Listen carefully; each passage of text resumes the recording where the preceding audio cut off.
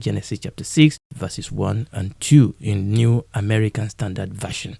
Now it came to pass when mankind began to multiply on the face of the land, and daughters were born to them, verse 2, that the sons of God saw the daughters of mankind were beautiful, and they took wife for themselves whomever they chose. 2 Peter chapter 2, verse 4, I'm reading from ISV. For if God did not spare angels when they sinned, but threw them into the lowest hell and imprisoned them in chains of deepest darkness, holding them for judgment. Jude chapter 1, only one chapter, verse 6. He has also held in eternal chains those angels who did not keep their own position, but abandoned their assigned place. They are held in deepest darkness for judgment on the great day. Finally, let's read 1 Peter chapter 3, and I'm going to read verses 18 to 20. For Christ also hath once suffered for sins, the just for the unjust, that he might bring us to God, being put to death in the flesh, but quickened by the Spirit. Verse 19, by which also he went and preached unto the spirits in prison, which sometimes were disobedient, when once the long suffering of God waited in the days of Noah, while the ark was a preparing, wherein few, that is 8 souls, were saved by water.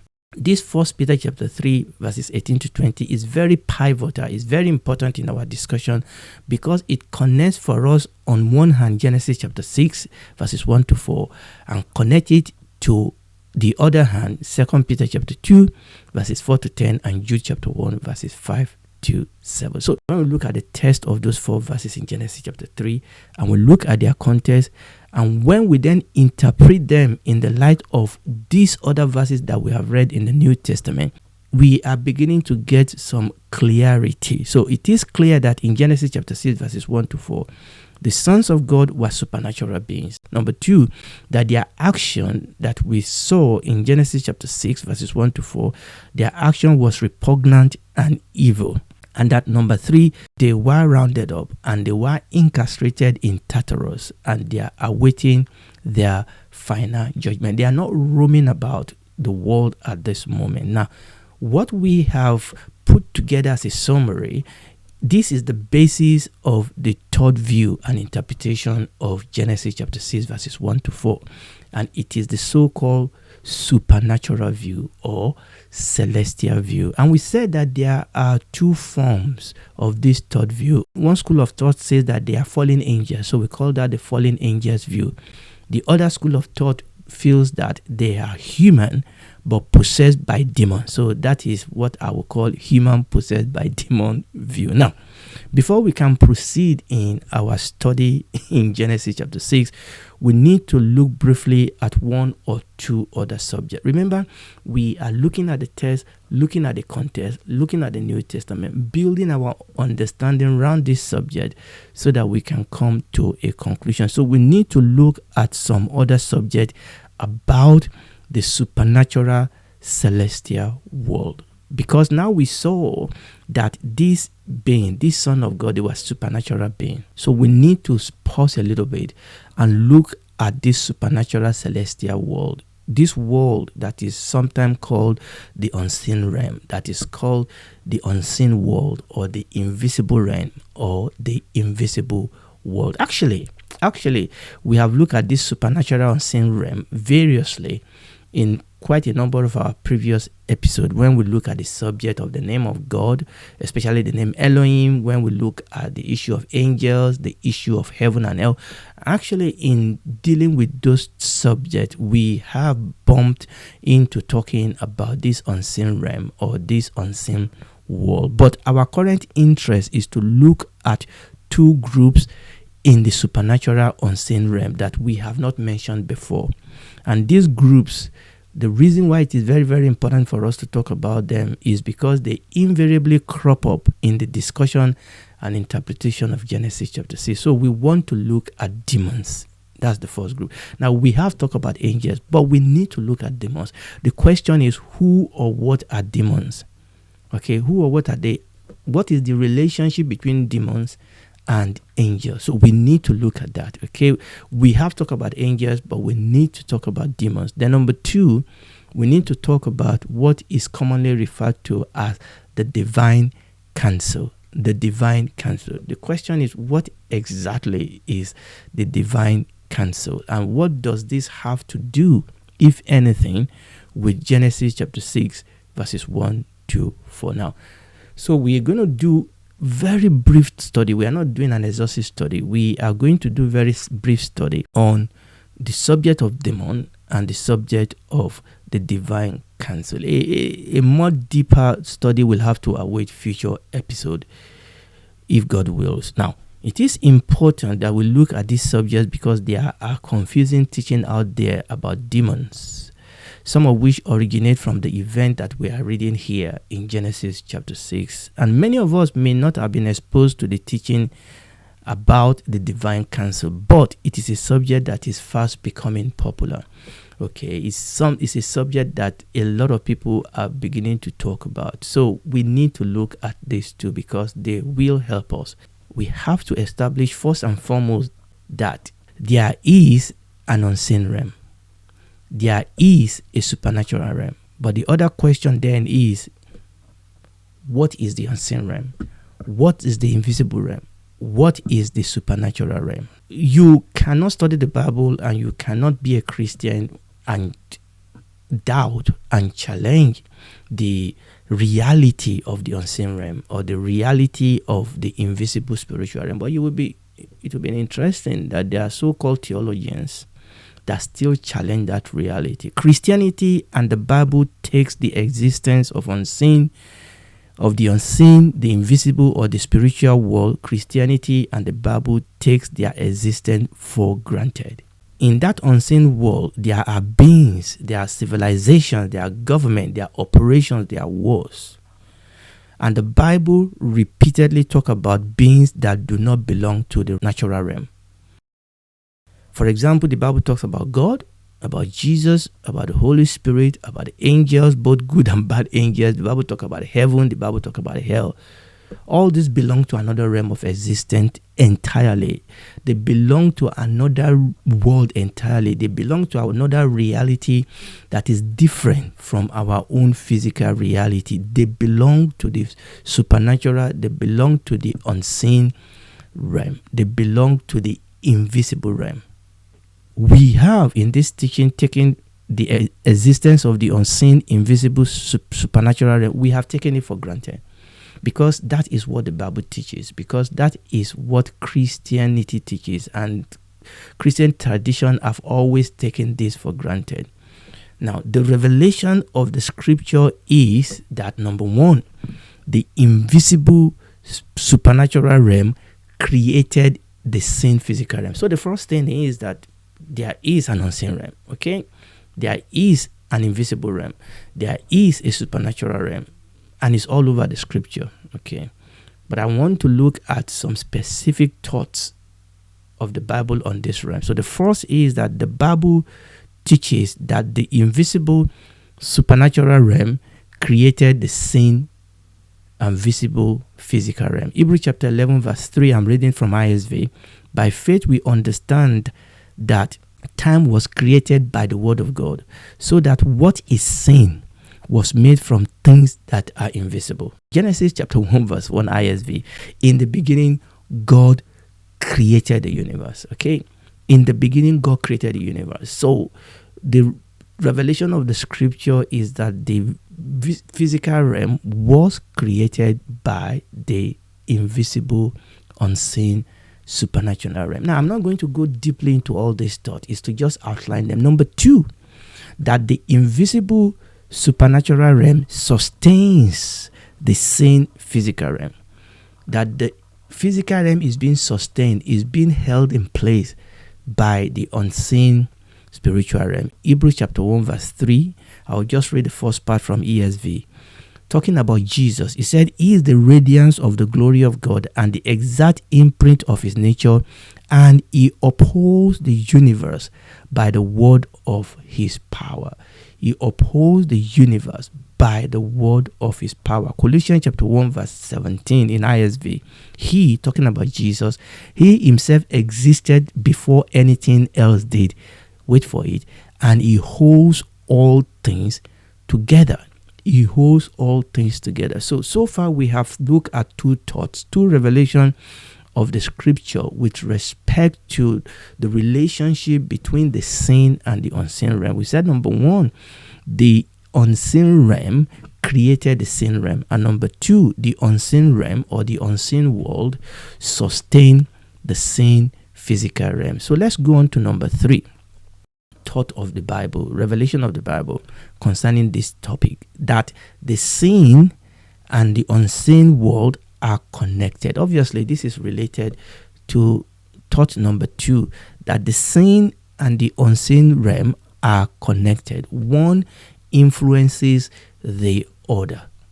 They are not independent. Definitely, the seen realm is not independent of the unseen realm because it came out of it. But God did not elope. God did not take a vacation after He has created the world. Now, there are many examples that we could cite here, but let's look at just two.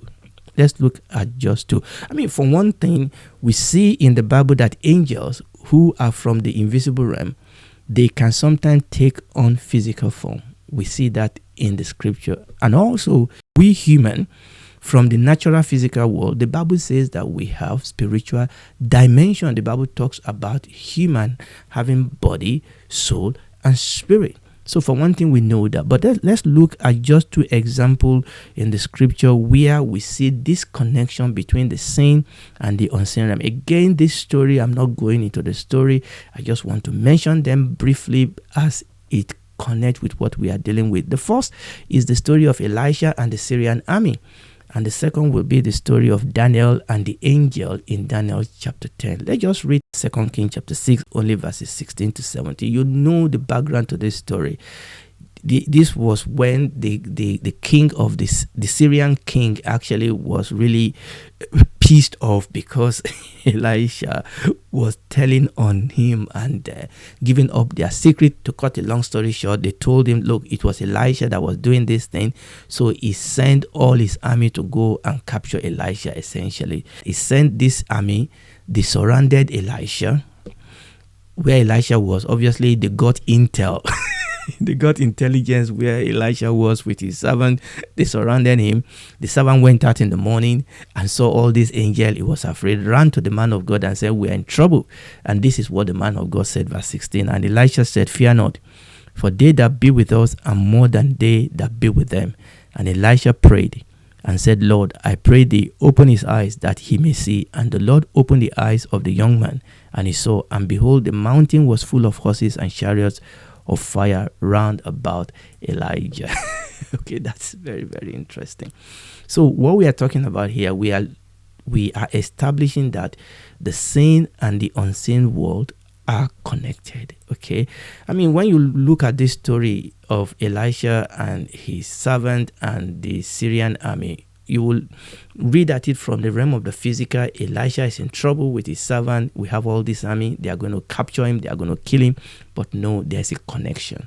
There is a connection between the seen and the unseen realm. And if we follow this story, you will see how these horses and chariots of fire of angel actually help Elisha to control the situation. Elisha prayed, and all this army were blinded, obviously through the agency of this supernatural being that came with horses and chariots. And this story will remind us also of the story of the children of Israel when they were going to take over Jericho. You remember that story? And that angel came and had an encounter with Joshua. Said, we are here to get this job done. Even though all we saw are the children of Israel obeying God and going around the city once every day for 7 days, and the last day they went around 7 times and they shouted, and the Bible says that the wall of Jericho collapsed. Actually, archaeology tells us that that wall actually sank.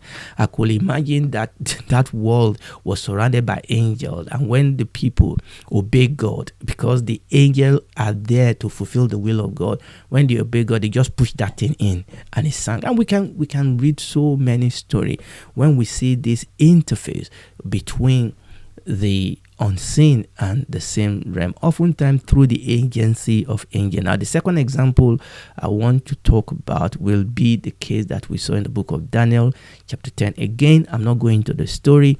Daniel had been fasting and praying, and then finally the angel came with the result. It is what the angel said that is very, very important. Daniel chapter 10, and we are going to read verses 12 to 14 from the ISV. And this was the angel talking to Daniel. He said, "Don't be afraid, Daniel," he told me, "because from the first day that you committed yourself to understand and to humble yourself before your God, your word were heard.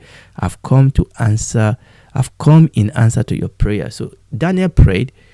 Angel said, "We heard your prayer. God dispatched me to answer your prayer, but something happened." Verse 13. "However, the prince of the kingdom of Persia opposed me for 21 days. The prince of the kingdom of Persia. There was a prince over the kingdom of Persia. Obviously, this was not the physical king of Persia. We are going to mention that king in a second.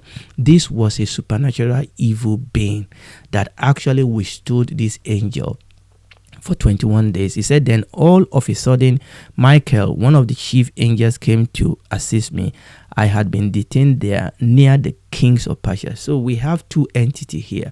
We have a physical entity who is the king of Persia or the kings of Persia, but this prince of Persia is a spiritual being that was able to actually hinder and delay this angel that was sent from God. But then Michael came and control that situation.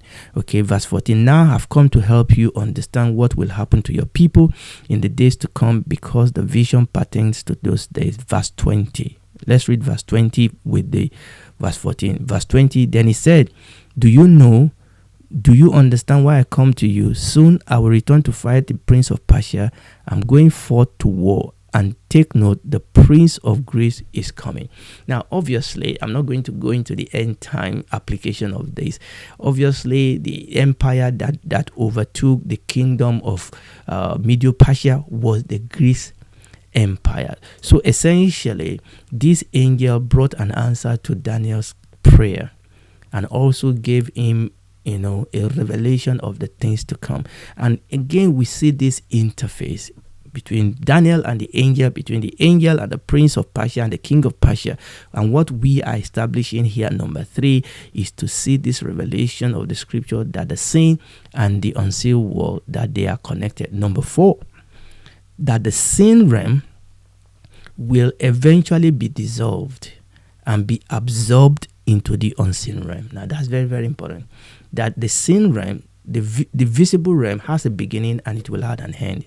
Now the revelation of the scripture is that this seen realm will eventually be dissolved, will eventually be rolled away and be absorbed into the unseen realm. Now let's look at 2 passages to establish that. Revelation chapter 21 verses 1 and 2 is where we saw the creation of the new heaven and the new earth. Let me read that from ISV.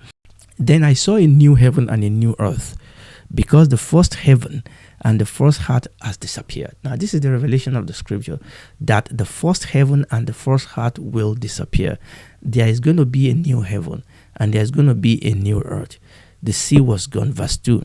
"I also saw the holy city, the new Jerusalem, coming down from God out of heaven, prepared like a bride adorned for her husband." So that is one passage that actually established that for us. Let us read 2 Peter. Let me project that one. 2 Peter chapter 3. I'm going to read 3 verses from ISV. Let's start reading from verse 10. 2 Peter chapter 3 from verse 10. "But the day of the Lord will come like a thief. On that day," wait for it, "the heavens will disappear with a roaring sound. The element will be destroyed by fire, and the earth and everything done in it will be exposed." The Bible says that this sin physical realm will come to an end. It will disappear. It will be destroyed by fire. Verse 11. "Since everything will be destroyed in this way, think of the kind of holy and godly people you ought to be, as you look forward to and hasten to the coming of the day of God, when the heavens will be set ablaze and dissolve, and the element will melt with fire." Now obviously there's a lot of thing we can do with these verses, but the point we're establishing here is that the Bible revealed to us that the sin realm will eventually be dissolved and absorbed into the unseen realm. Now, there are philosophy that challenges this biblical Christian view of an invisible supernatural world that creates or created and sustains, and we finally put an end to this sin world. Now we're going to stop there, but there are philosophies that challenge this biblical view I've presented. Next episode, by the grace of God, we'll look at them, and we'll push this forward. Remember, what we are trying to do is to get at least as clear a sense as we can of what is going on in Genesis chapter 6 verses 1 to 4. And what we are doing at the moment is to take a closer look of this unseen realm, from where this supernatural being that invaded the physical realm in Genesis chapter 6, from where they come. Now, we said we have learned a lot about that realm already, but we are learning a little bit more. So we take it up from there next episode by the grace of God. And if you are listening to me and you've not accepted Jesus Christ as your Lord and Savior, you need to, because this world will come to an end. And it's only the people that have accepted Jesus Christ as their Lord and Savior that will spend eternity with God in the new heaven and the new earth. And you can be one of those. Come to Jesus, accept you are a sinner, ask him to forgive you. He will. Ask him to be your Lord. He will. He will come in, take the dead heart spirit out of you, give you a new life, a new heart, a new spirit. He will be your God, your Father, your King, and then you can walk in obedience to him, living holy and righteous life. And then when this is all over, you and I can then spend eternity with him in the new heaven and new earth. Do it right now.